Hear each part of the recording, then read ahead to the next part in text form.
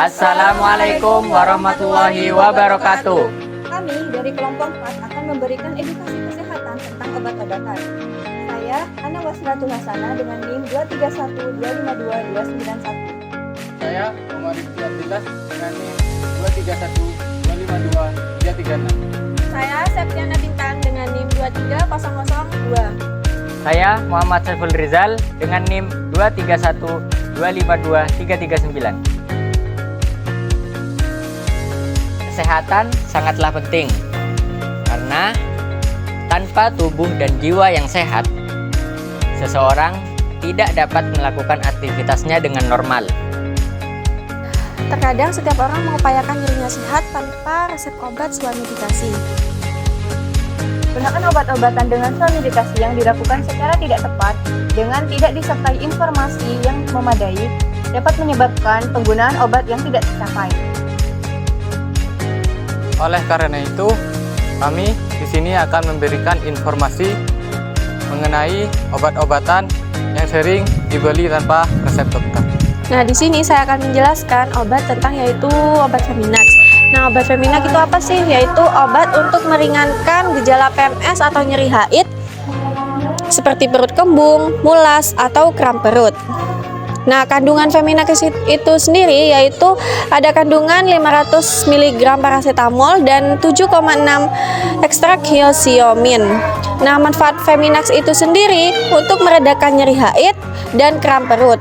Biasanya penggunaan obatnya itu dewasa yaitu 1-2 tablet sebanyak 3 kali per hari. Untuk anak-anak usia 10-16 tahun, 1 tablet sebanyak 3 kali sehari. Untuk kontraindikasinya, ada beberapa kondisi yang tidak disarankan untuk mengonsumsi obat Feminax. Yang pertama, memiliki alergi terhadap paracetamol atau kandungan lainnya pada obat tersebut. Yang kedua, menderita glaukoma, yaitu tekanan darah pada mata meningkat. Yang ketiga, menderita asma atau masalah pernafasan. Yang keempat, yaitu penyakit jantung. Yang kelima, penyakit hati. Selain itu, ada beberapa aturan dalam meminum obat Feminax. Yang pertama, obat ini dapat dikonsumsi sebelum atau sesudah makan. Yang kedua, telan obat tanpa mengunyah atau menghancurkan tablet karena mampu meningkatkan efek samping. Yang ketiga, pastikan untuk mengonsumsi sesuai dosis yang dianjurkan. Yang keempat, obat ini tidak dianjurkan untuk anak di bawah 10 tahun. Nah, obat Feminax itu sendiri memiliki efek samping. Namun ada beberapa efek samping yang dapat timbul seperti 1. Sakit kepala, yang kedua pusing, yang ketiga demam, mual, konstipasi, yang ketujuh kesulitan buang air kecil.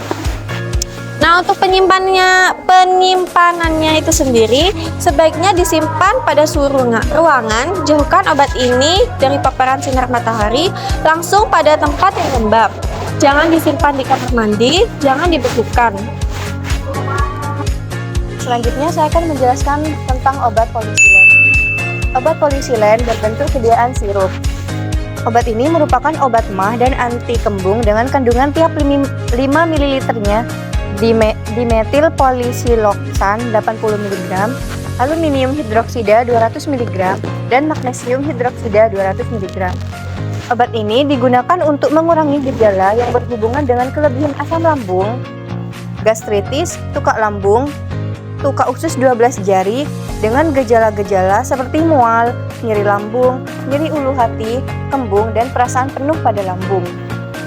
Kombinasi aluminium hidroksida dan magnesium hidroksida merupakan antasida yang bekerja menetralkan asam lambung dan menginaktifkan pepsin, sehingga nyeri ulu hati akibat iritasi oleh asam lambung dan pepsin berkurang. Di samping itu, efek laksatif dan magnesium hidroksida akan mengurangi efek konstipasi dari aluminium hidroksida.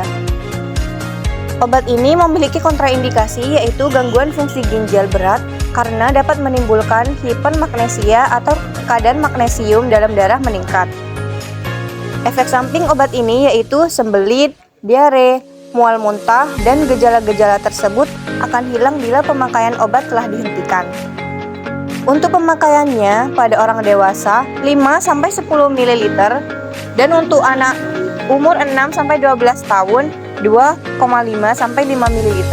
Diminumnya 3-4 kali sehari. Dikonsumsi 1-2 jam setelah makan dan akan menjelang tidur.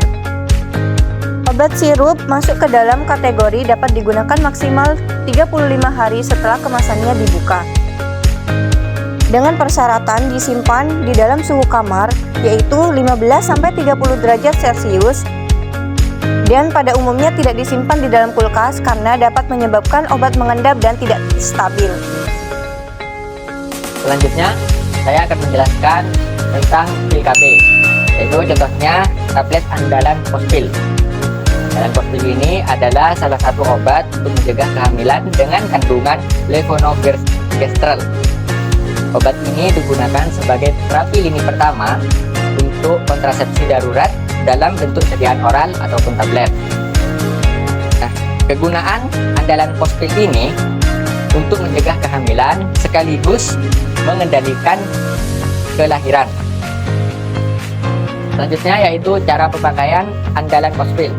Nah, andalan Pospil tablet ini dapat diminum utuh dengan segelas air putih dalam kurun waktu 72 jam paling lama setelah melakukan hubungan seksual tanpa menggunakan kondom.